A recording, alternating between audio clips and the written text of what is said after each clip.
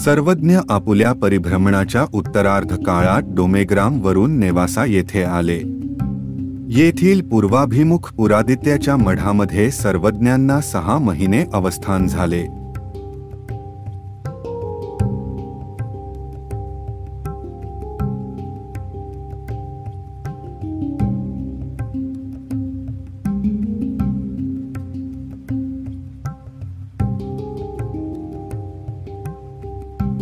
रात्री सपरिवारी अरोगणा ग्रामजना भेटी अवसर देणे, नाथोबांचा पूजा मनोरथ चरितार्थ करणे, माळसा दर्शन येणे, मार्तंडाची मोदक चोरी प्रकट करणे, माईंभट आगमन प्रशंसणे, भटाहोडे केळे खाववणे, दायंबाचा उपहार स्वीकार करणे, महात्म्य आनंदाची दिवाळी करणे, पाशानुवादू भटदर्शन महिमा निरूपणे आदी महत्त्वपूर्ण लीळा इथेच घडल्या।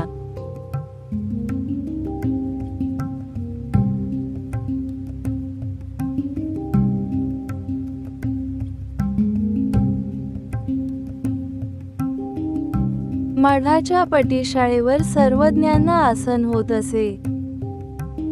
बाईसा वर्णित विरताला बिढार घेऊ न देणे व देवतेकडून नाथोबांचे गाराणे श्रवण करणे या लीळा इथेच घडल्या।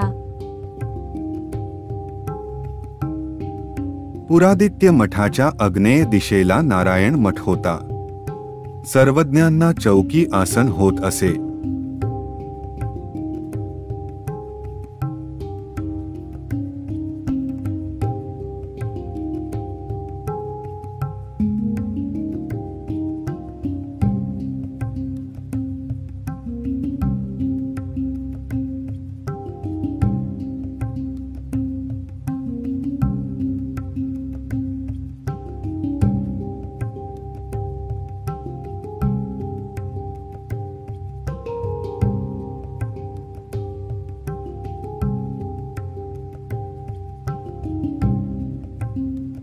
प्रवरा नदीच्या दक्षिण थीला म्हाळसादेवीचे भव्य पश्चिमाभिमुख मंदिर होते।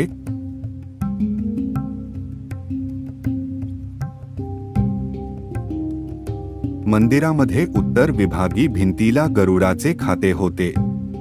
तिथे सर्वज्ञांना आसन झाले। इथेच सर्वज्ञांनी बडव्याच्या पूजेचा स्वीकार केला।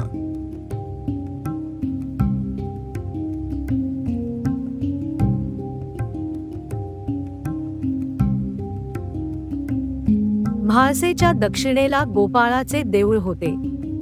इथे सर्वज्ञांना आसन होत असे।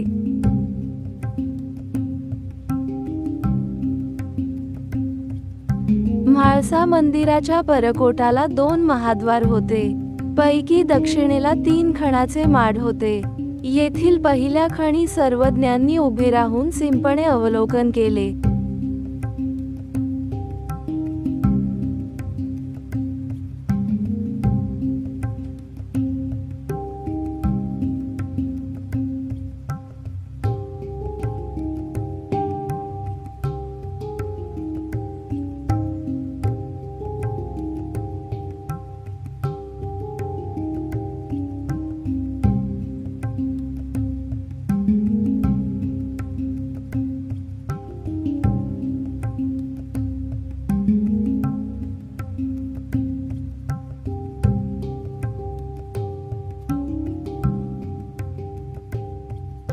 पश्चिमेला 56 घाटाच्या पायऱ्या व 6 पटांगणे होती। पुढे वाळवंटी हाटवटी होत्या।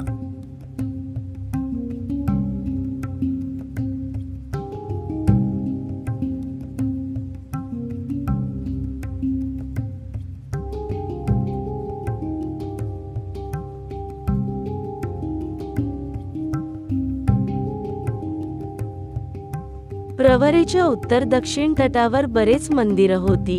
पैकी कुसमेश्वर, कपाळेश्वर, सुंदर, संगमेश्वर, गोपाळ मंदिर या मंदिरांच्या चौकी सर्वज्ञांना विहरणकाळी आसन झाल्याचे उल्लेख आढळतात। गोपाळाच्या देवळामध्ये दादोसांची भेट व साधेला म्हाळसा पाहो धाडणे या लीळा घडल्या।